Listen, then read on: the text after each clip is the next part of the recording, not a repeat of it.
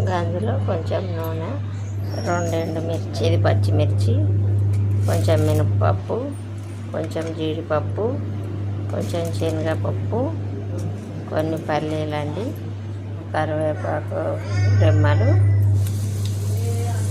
తర్వాత పల్లీలు, మినపప్పు అండి, తర్వాత శనగపప్పు, ఇప్పుడు లాస్ట్కు ఉల్లిపాయలు,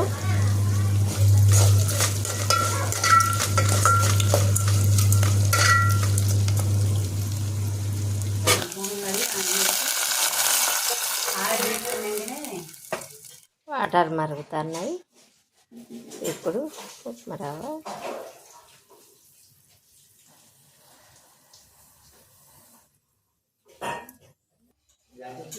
వేడి వేడి జీడిపప్పు ఉప్మా, మామిడికాయ పచ్చడి రెడీ.